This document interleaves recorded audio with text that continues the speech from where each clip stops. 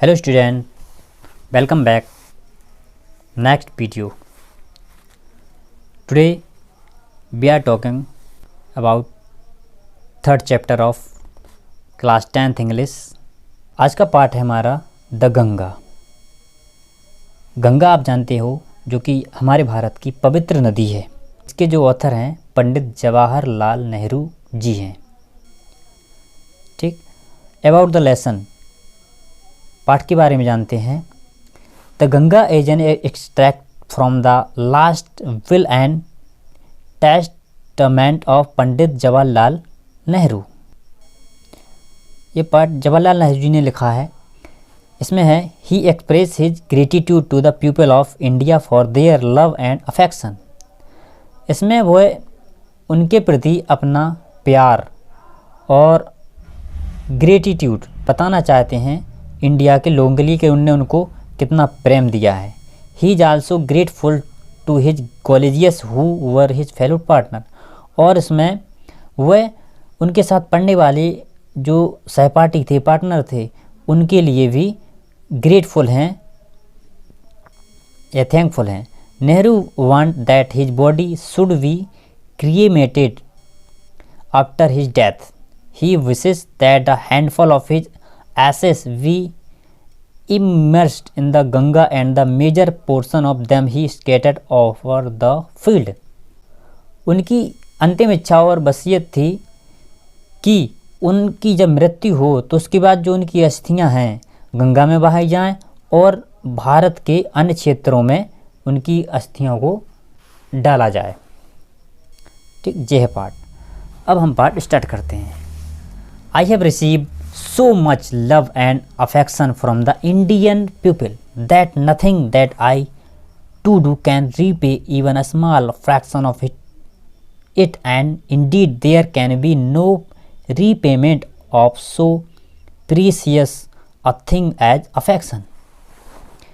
वो कहते हैं मुझे भारतवासियों से इतना अधिक प्रेम और स्नेह मिला है कि मैं जो कुछ भी करूं उसका एक अंश भी नहीं चुका सकता, और वास्तव में प्रेम जैसी अमूल्य वस्तु को चुकाया ही नहीं जा सकता। Many have been admired, some have been revered, but the affection of all classes of the Indian people has come to me in such abundant measures that I have been overwhelmed by it। अनेक लोगों की प्रशंसा की गई है, कुछ का सत्कार भी किया गया, परंतु भारत में रहने वाले लोगों की सब जातियों का इतना अधिक प्यार मुझे मिला कि इसने मुझे अभिभूत कर दिया है।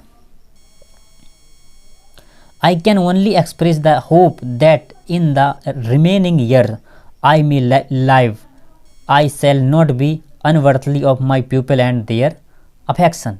मैं केवल आशा ही व्यक्त कर सकता हूँ कि अपने जीवन के शेष समय में मैं अपने लोगों तक तथा उनके प्यार के अयोग्य सिद्ध नहीं हो पाऊँगा। टू माई इननंबरेबल कॉमरेड्स एंड कॉलेजियस, मैं अपने असंख्य साथियों और कॉलेज में पढ़ने वाले का ऋणी हूँ। I owe an even deeper depth of gratitude, मैं उनका बहुत अधिक ऋणी हूँ। We have been joint partner in great undertaking and have shared the triumph and sorrows which inevitably accompany them. हम सभी लोग महान कार्यों में इकट्ठे हिस्सेदार रहे हैं और इनमें अनिवार्य रूप से आने वाले सुखों और दुखों के भागीदार भी रहे हैं। When I die, जब मेरी मृत्यु हो, I should like my body to be cremated। मेरी इच्छा है कि मेरे शरीर का दाह संस्कार किया जाए। If I die in a foreign country, यदि मेरी मृत्यु विदेश में हो, my body should be cremated there and my ashes sent to Allahabad.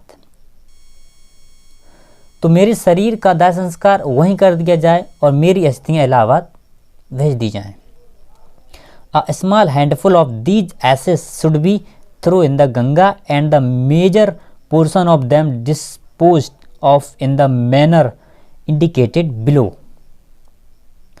इन अस्थियों का मुट्ठी भर भाग गंगा में प्रवाहित कर दिया जाए और उनका अधिकांश भाग निम्नलिखित तरीकों से विसर्जित किया जाए.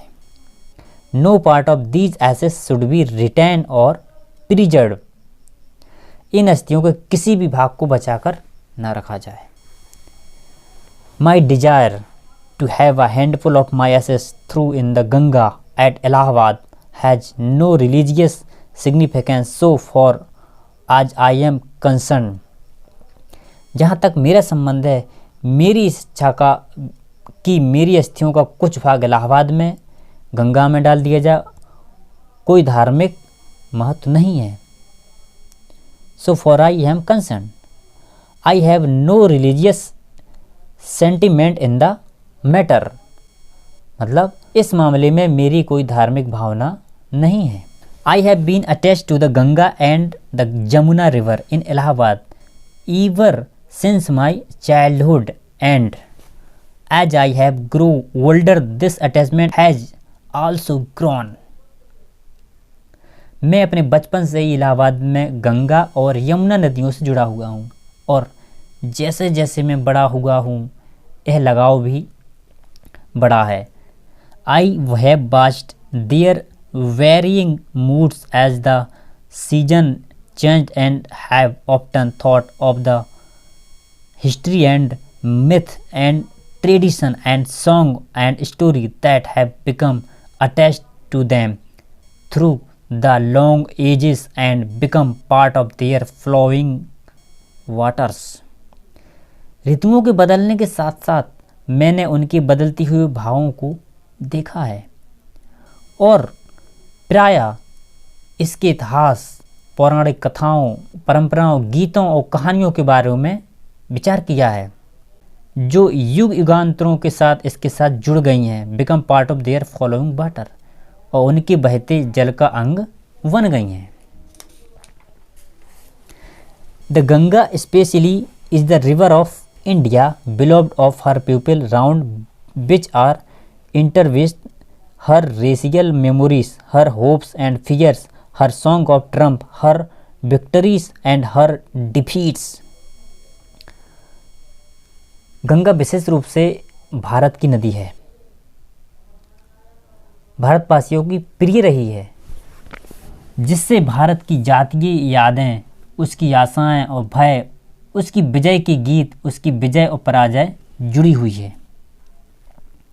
She has been a symbol of India's age-long culture and civilization. यह भारत की दीर्घकालीन संस्कृति और सभ्यता की प्रतीक है. निरंतर बदलती हुई और एवर चेंजिंग मतलब क्या है? निरंतर बदलती हुई, ईवर फ्लोइंग निरंतर बहती हुई, of the Himalayas you are flowing and yet ever the same Ganga, फिर भी वैसी ही गंगा है. She reminds me of the snow covered peak and the deep valley of the Himalayas. वह मुझे याद दिलाती है हिमालय की उन गहरी घाटियों और बर्फ से ढकी हुई चोटियों की. Which I have loved so much, जिन्हें मैंने बहुत प्यार किया है. And of the rich and vast plains below where my life and work have been cast, जिन्हें और समृद्ध तथा विशाल निचले मैदानों की जहाँ मेरा जीवन और कार्य ढले हैं. Smiling and dancing in the morning sunlight, सूर्य के प्रातःकालीन प्रकाश में मुस्कुराती और नाचती हुई. And dark and gloomy and full of mystery as the evening shadow fall, और शाम के संध्या काल के आने पर अंधकारमय और रहस्य से भरी हुई शीतकाल में संकुचित. A narrow, slow and graceful stream in winter and a vast roaring thing during the monsoon. शीतकाल में संकुचित मंद सुबह जलधारा और मानसून के दौरान एक विशाल गरजती हुई लगभग broad bloom almost at the sea and with something of the sea's power of to destroy the Ganga has been to me a symbol and memory of the past of India. एक विशाल गरजती हुई लगभग सागर की तरह विशाल बक्षस्थल वाली सागर की विनाशक शक्ति रखने वाली मेरे लिए गंगा भारत के अतीत की प्रतीक और स्मृति रही है. Running into the present and flowing on the great ocean of the future. And through I have discarded much of past tradition and custom and anxious that India should rid herself of all shackles that bind and constrain her and divide her people and suppress vast numbers of them and prevent the free development of the body and the spirit.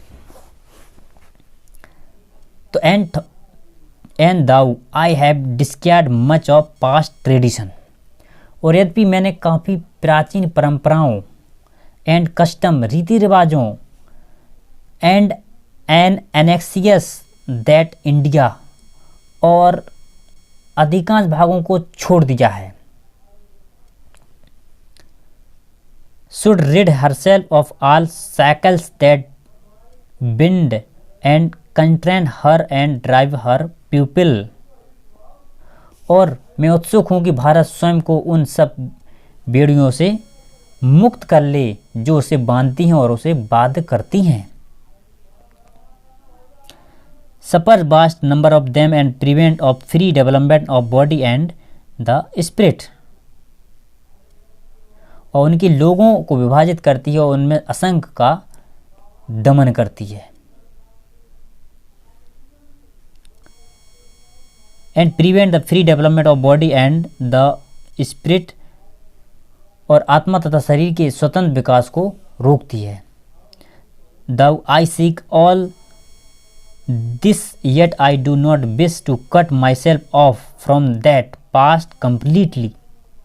यद्यपि मैं यह सब कुछ चाहता हूँ फिर भी मैं स्वयं को संपूर्ण रूप से उस अतीत से अलग नहीं करना चाहता हूँ. I am proud of that great inheritance that has been. मुझे उस महान विरासत पर जो हमारी रही है और हमारी है. And is ours and I am conscious that I too like all of us. गर्व है और मुझे बोध है कि मैं भी सबकी तरह am I link on the unbroken chain which goes back to the dawn of history in the immemorial past of India. सबकी तरह उस अटूट कड़ी का एक अंग हूँ जो भारत के प्राचीन अतीत के इतिहास से जुड़ी है. That chain I would not break. मैं उस कड़ी को नहीं तोड़ूंगा. For I treasure it and I seek inspiration from it. क्योंकि मैं इसे बहुमूल्य समझता हूँ और इससे प्रेरणा ग्रहण करता हूँ. And as witness of this desire of mine and as my last homage to India's cultural inheritance. और अपनी इस इच्छा और भारत के सांस्कृतिक विरासत के प्रति मेरी अंतिम श्रद्धांजलि के साक्षी के रूप में I am making this request that a handful of my ashes be thrown into the Ganga at Allahabad to be carried to the great ocean that passes India's sorrows. मैं प्रार्थना कर रहा हूँ कि मेरी मुट्ठी भर अस्थियाँ इलाहाबाद की गंगा में प्रवाहित कर दिया जाए जो उस विशाल सागर में चली जाए.